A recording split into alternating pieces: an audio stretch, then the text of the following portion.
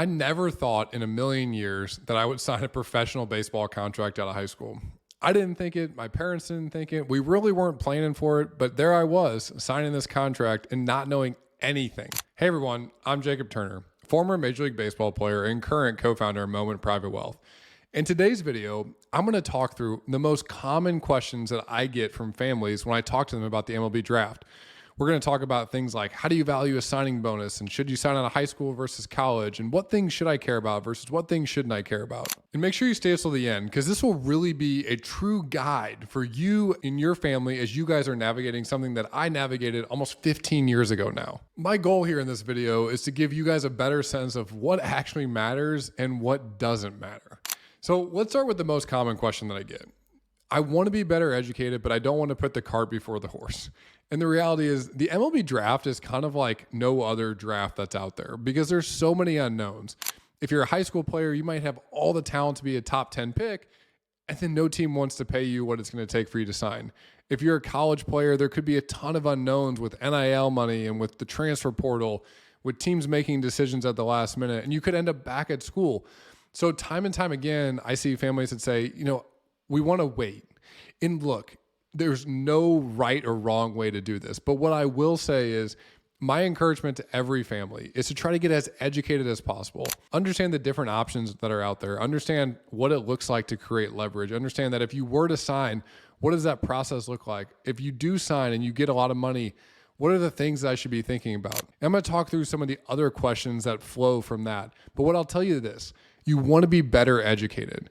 Getting educated does not mean you're putting the cart before the horse. It just simply means that you're saying, I want to make sure that when draft day comes, I can really enjoy this moment and I'm not going to have a million doubts in my mind, because I'm going to tell you right now, it's an emotional time. It goes by really fast. Let's start with, how do I value a signing bonus? So oftentimes when players and families are looking at signing, it depends on what the number is. How much is a team willing to commit to you as a player for you to have to sign and either give up future years at college or give up the college experience altogether like I did? And there's a million different scenarios to look at here, but I want to talk through kind of the basics of how this works. A typical contract looks like this. You'll get paid half the money in 30 days, and then you'll get half the money the following year. So it's typically split into 2 installments.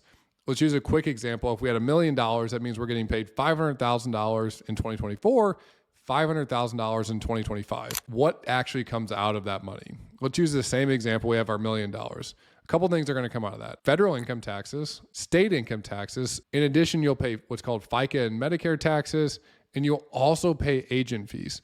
So quick math on this. You're going to pay a little less than about 50% if you're signing for millions of dollars. Now, there's a lot of nuance to this. There's things that you can do to lower your tax bill. I've written about a lot of those concepts. But from a basic standpoint, understand this. If you sign for $1 million, $2 million, $3 million, $4 million, a good starting point is just saying, let's cut that thing right in half. And that's what we're going to end up with in our bank account. The other thing to think about when I think about what the true value of a signing bonus is it's not so much even what ends up in your bank account, but it's what you're actually left with to potentially live on if this is the most money you ever make in baseball. Now, if you're a first round draft pick, your odds of playing one day in the big leagues is about 66%. But that also means 33% of the time, or 1 out of every 3 guys that gets drafted in the first round, roughly the top 30 picks in the entire country, will not play one day in the big leagues. I don't say that to discourage you. I just say that it's really important to understand that this signing bonus could be the most money that you ever earn from sports. So I want you to consider this.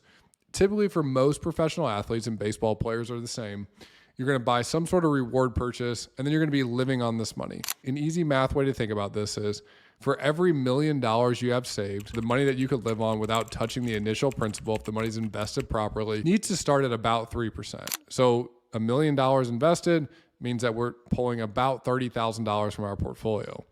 Now, oftentimes when I tell families this, they're shocked at how much money you need to actually have saved to be living solely off the portfolio. Now, look, the reality is there's a lot of different scenarios that come into play. You're still going to make some money from baseball. If you didn't make it to the big leagues and make significant money, you're also going to have the opportunity to go out and have a second career. But I think it's really important to understand those 2 concepts. The actual signing bonus you get is going to be paid out in 2 installments. Essentially cut it in half. You sign for $2 million, you're going to get about $1 million. If you have about $1 million saved and invested, we're talking about $30,000 that you're living on without touching that initial principal. So the true value of a signing bonus is often far less than what families initially think when they see millions of dollars on paper. The second most common question that I get is, what does it look like and how should I think about either signing out of high school versus going to college? Now, I signed out of high school, and what I'll tell you right now is there's pros and cons to both. But I think I want you to look at it like this. In order for you to sign out of high school, a couple things need to be true in my mind. The first one is you need to get life-changing money. Now look, life-changing money for every family is a different number. But life-changing money simply means this in my mind, that the amount of money that you sign for, if you were to sign out of high school and bypass the entire college experience, needs to be so much that if you didn't ever make it to the big leagues and you had to go back to college in the future, you would still feel like it was a wise move to make. For me, I signed a draft contract that ended up paying me more than $7 million. So for me, it was life-changing money.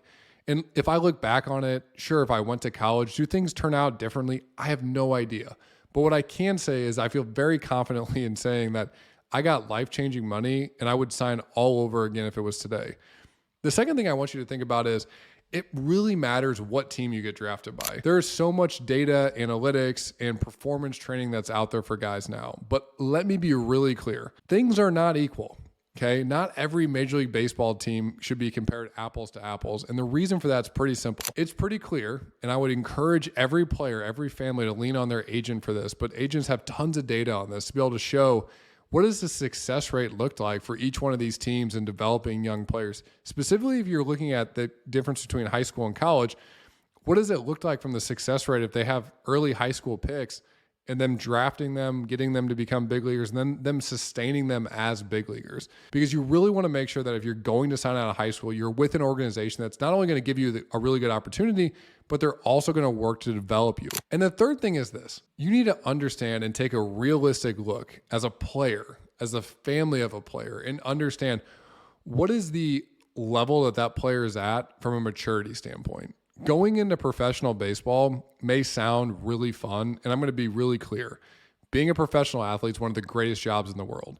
But going in as an 18-year-old and playing with grown men and going from a high school classroom to this is your full-time job, and that baseball is based on your performance now, not based on how much fun you're having, is a vastly different concept. And it's one that is very hard to understand. I can remember sitting in a dorm as an 18-year-old in Lakeland, Florida, and thinking, I just want to give the money back because it was such a culture shock to what I was going through.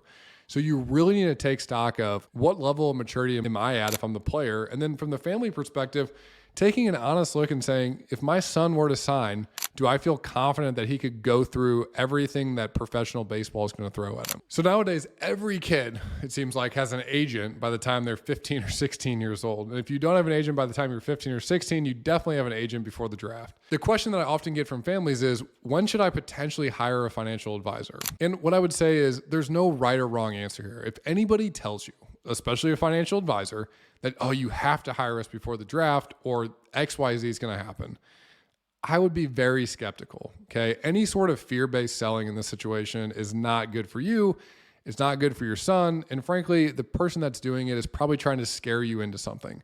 So there's no right or wrong answer here, but I am going to give you some frameworks to think about. It is valuable to get advice from a financial perspective before the draft. Now, whether you hire a financial advisor to do that or you're at least going through the process and you're getting better educated, I do think there can be a benefit there. For me personally, when I went through the draft, I did not have a financial advisor. Now, my mom was a CPA, so we had Excel spreadsheets that she had put together. So I had a really good understanding of if I signed, this is what it would look like after taxes and things like that, which were really helpful for me. But what I will say is for most families, it does make sense to at least have conversations with financial advisors before the draft. Again, it doesn't mean you have to, but I do think it can be helpful because the reason I say that is this. When you get to the draft, it's going to be extremely emotional. Okay. You're going to have the pull to want to sign. And I know this because I went through it. You're going to see all the guys that you played with signing, getting drafted high. And whether you are fully committed to college or you're fully committed to the next year at the university that you're already at, you're still going to feel this pull that I want to sign. And the reason why having some sort of financial team in your corner that you can at least bounce ideas off of, get opinions off of, feel like you were better educated before the day of the draft, is it's going to help you make a really unemotional decision. At the end of the day, Major League Baseball is a business, and I want you to treat this like a business decision. The best business decisions I've ever made are unemotional decisions. And the way to make an unemotional decision is to get educated beforehand. So whether you choose to hire a financial advisor or not is oftentimes a personal one. But what I will tell you is this: there can be a big benefit to making sure that you're getting some sort of financial advice before you go into the draft. That might just be education. That might be going through the process and interviewing financial teams. You don't have to hire somebody on day one. It can be really beneficial, but you just want to make sure that you're in a situation where you feel educated, you feel empowered, and you can make a really unemotional decision when draft day comes. The next question is what to expect on draft day. So I just told you that it's going to be this emotional, fast, high-flying day. I'm just going to tell you what my draft day was like. The day before the draft and the day of the draft, I was in a pretty bad mood. And the reason for it was I had no idea what was going to happen. You know, my agent's kind of telling me maybe this team's interested, maybe not. But again, the Major League Baseball draft is unlike any other professional draft. And it's just because there's so much unknown. So I'm going to tell you right now, there's going to be a wide range of emotions. Just understand that it's going to be totally normal. But when it comes to draft day, it's going to be emotional. You want to make sure that you really have all your ducks in a row and you can truly enjoy this moment. I will never forget the feeling of hearing Bud Selig, who was the commissioner of Major League Baseball at the time, call my name as 9th overall pick. I remember running across the room, hugging my dad. I said, we did it, because it was such a we moment. And I think my goal for all the families that we work with when they go through the draft is that they can have that same sort of experience where they really get to enjoy all the hard work that they put in going up to that situation. But just understand this. It's going to be emotional. It's going to feel like it's flying. And you want to make sure that you're educated, your ducks in a row, and you can truly just soak in the moment. I know it sounds simple, but it's really hard to do. Just enjoy it, guys. Like, it will go so fast, and it will be one of the best memories that you have, even if it doesn't go the exact way that you think it should have gone. The last question that I want to talk about is what happens after draft day. Okay, so draft day comes, we're all excited, we get drafted, hopefully in the spot that we want. And then what happens? Well, typically what happens now is there's relatively quick negotiations. Oftentimes, by the time a team drafts you, they have a pretty good sense of what it's going to take to potentially sign you. When you agree to that draft contract and you sign, it's like this, okay? That team is going to essentially own you for the next couple of weeks.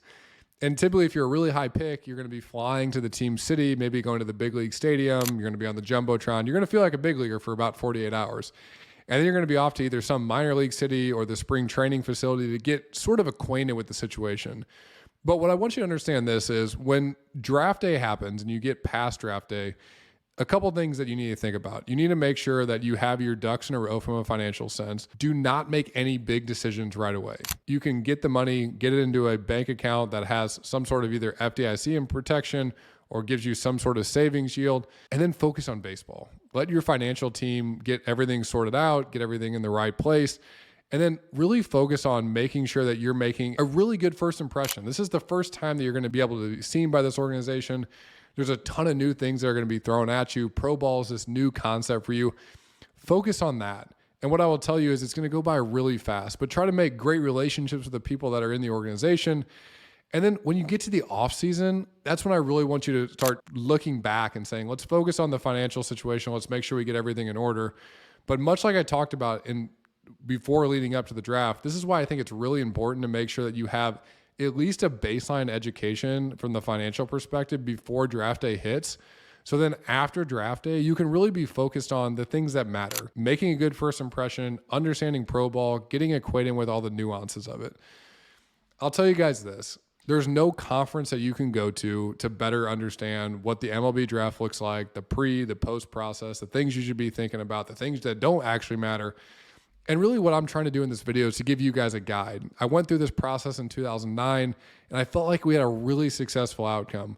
But I will tell you there was a ton of doubts in my mind.